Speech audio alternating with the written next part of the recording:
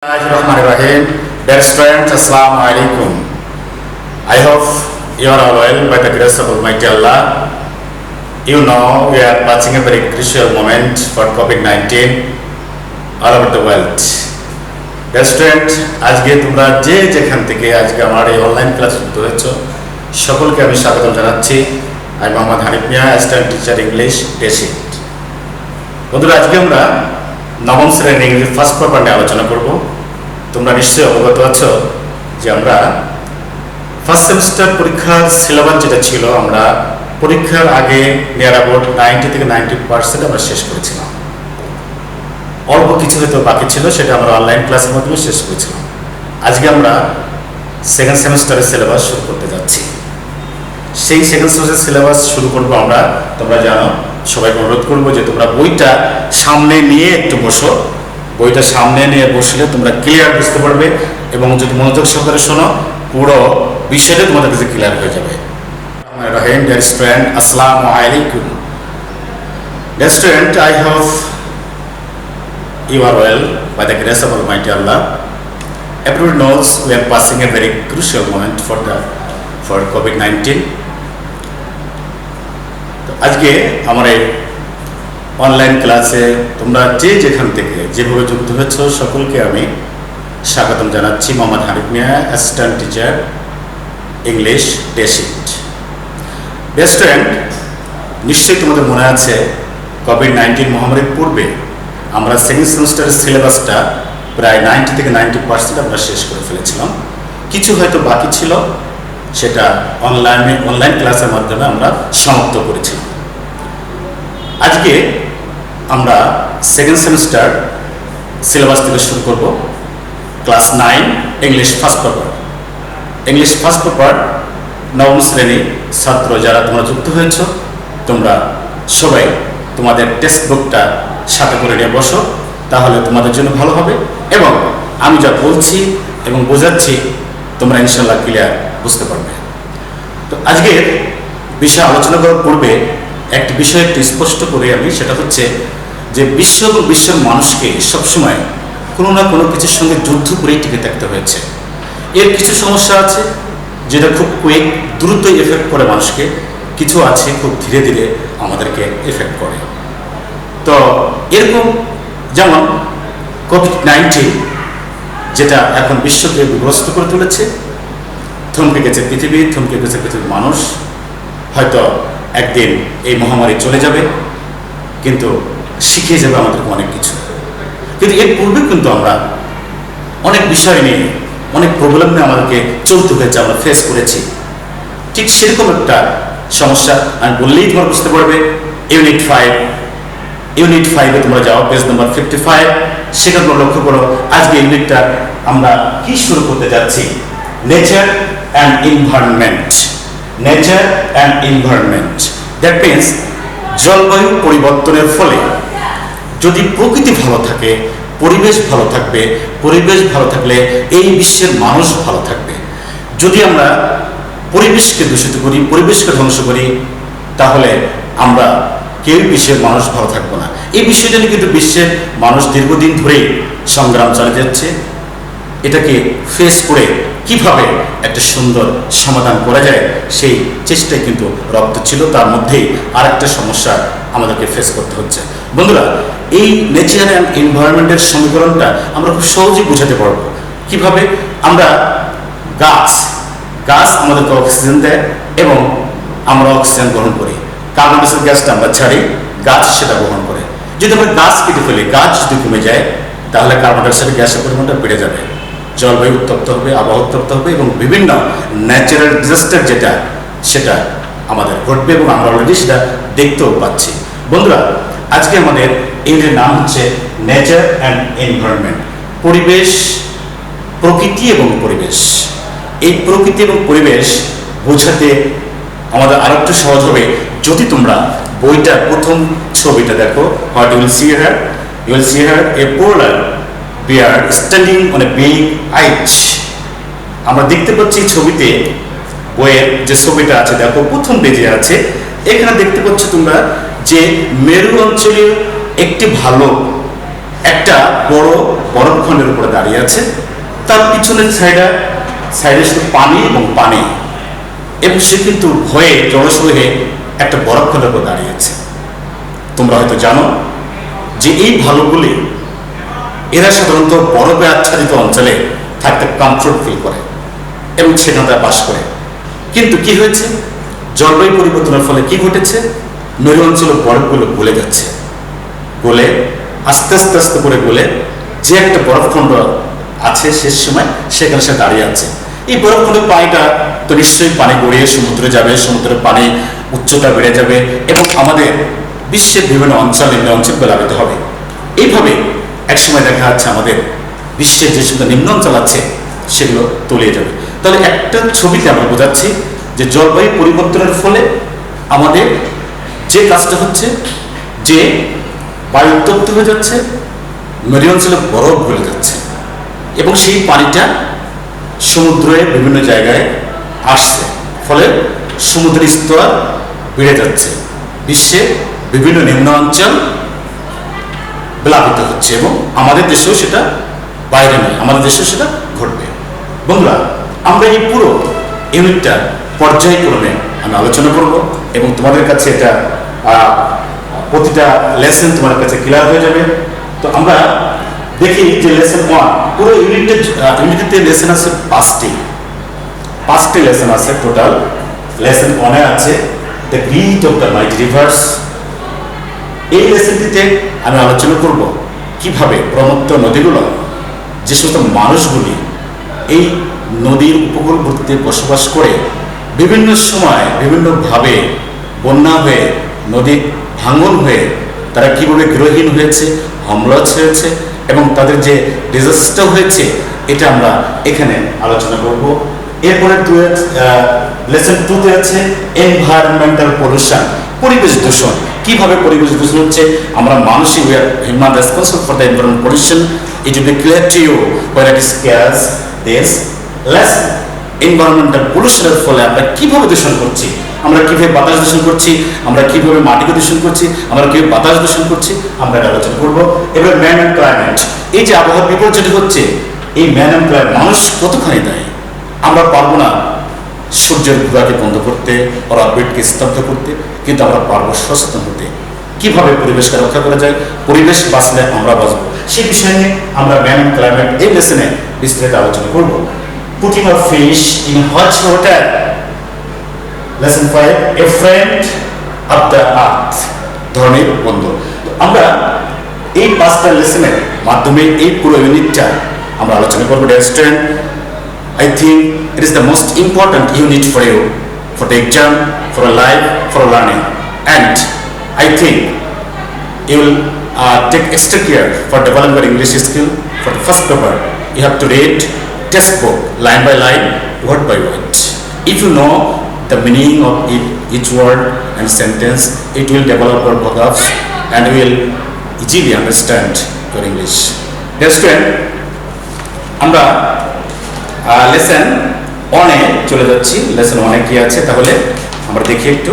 এখানে সিম্বলিক্যালি একটা নাম ব্যবহার করা হয়েছে, Meherjaan.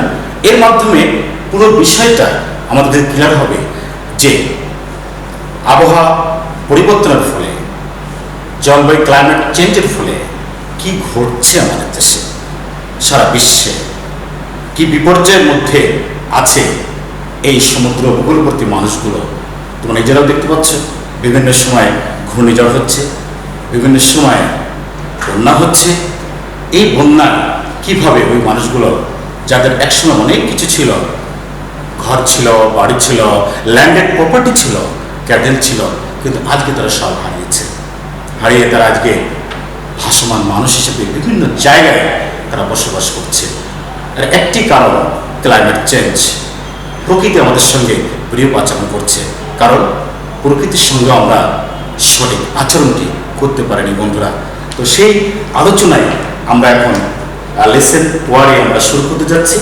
Lesson 1, the greed of the mighty reverse.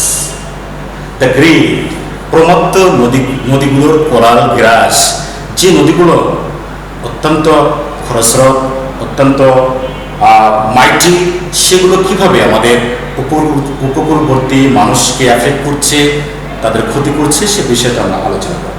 তো বন্ধুরা দেখে যে আমরা লাইন বাই লাইন একটু পড়ার চেষ্টা করি। দেখি Meherjaan lives in a slum on the Shirazganj town protection embankment. Meherjaan Sirajganj শহররক্ষা বাঁধের একটি বস্তিতে বাস করে।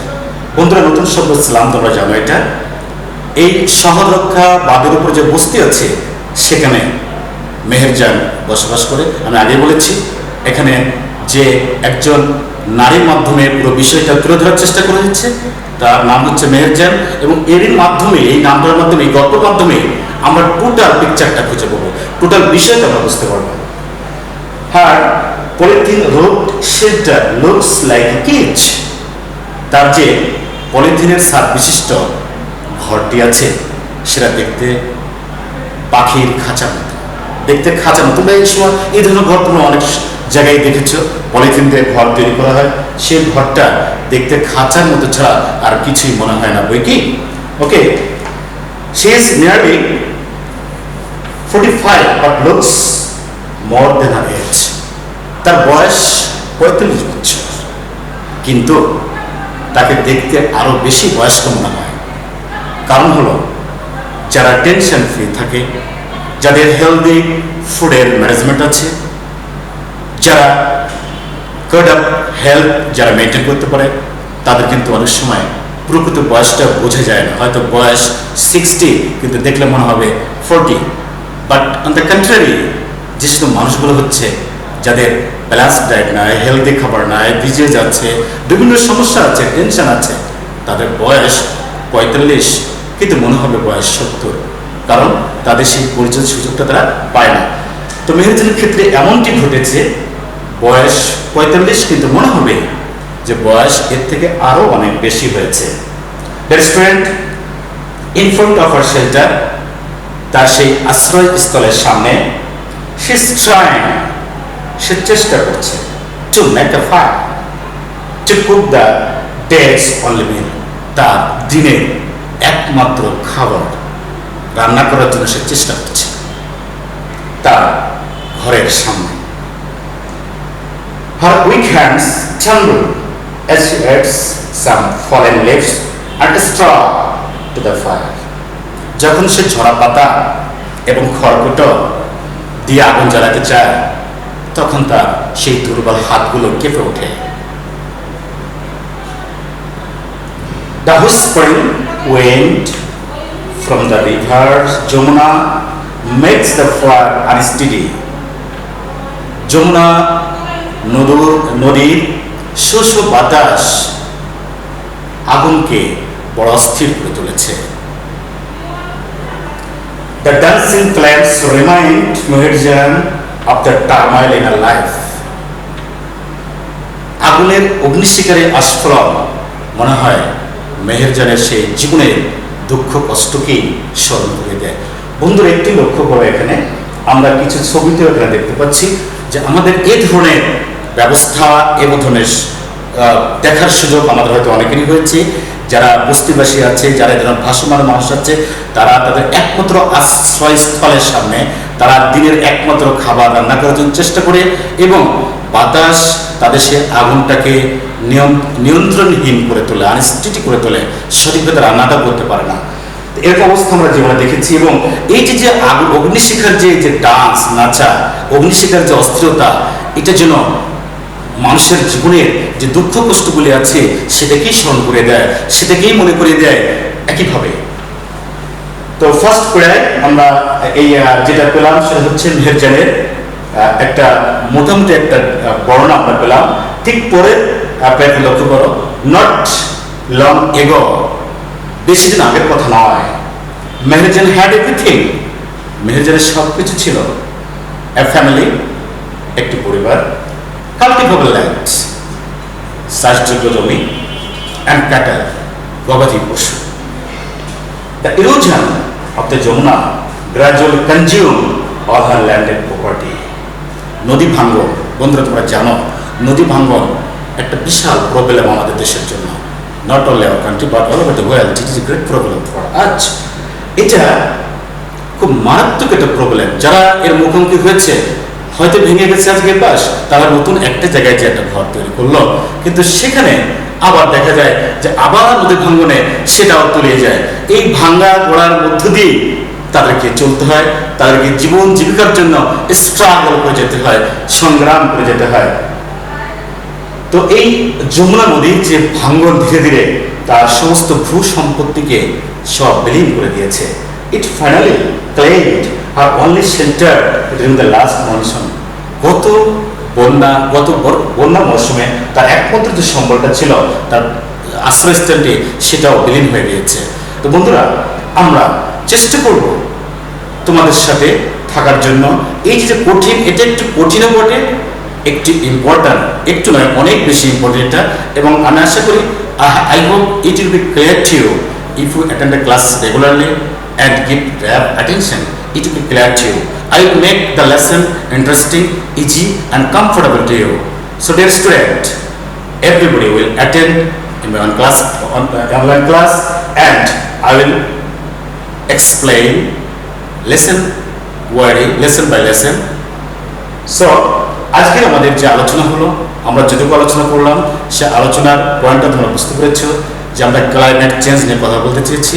ক্লাইমেট চেঞ্জ নিয়ে কথা বলতে গিয়ে আমরা একটা পোলার বেয়ার, অর্থাৎ একটা মরুভালুকের কি অবস্থা হয়েছে সেটা আমরা দেখেছি, ঠিক একই অবস্থা মানুষের হয়েছে। পাশাপাশি আমরা যেটা একটা লেসন অনেক, যেটা আমরা দেখাতে চেয়েছি যে কীভাবে মানুষের দুর্দশা এই ক্লাইমেট চেঞ্জের কারণে হচ্ছে, বিভিন্ন বন্যার কারণে হচ্ছে, রিভার ইরোশনের কারণে হচ্ছে, নদী ভাঙনের ফলে হচ্ছে। আমরা সেটা লেসন অনেক দেখানোর চেষ্টা করেছি। আমাদের বাদ বাকি যেটা থাকবে সেটা আমরা পর্যায়ক্রমে আমরা বোঝানোর চেষ্টা করব। আর সে পর্যন্ত তোমরা যেটুকু পড়িয়েছি এ পর্যন্ত তোমরা ভালো করে দেখবে, এবং তোমাদের যে সমস্যাগুলি থাকে তোমরা আরও ভালো করে লক্ষ্য করবে, একটু বই পড়বে। আমি পরবর্তী ক্লাসে এরপর থেকে আমি আবার বোঝানোর চেষ্টা করব।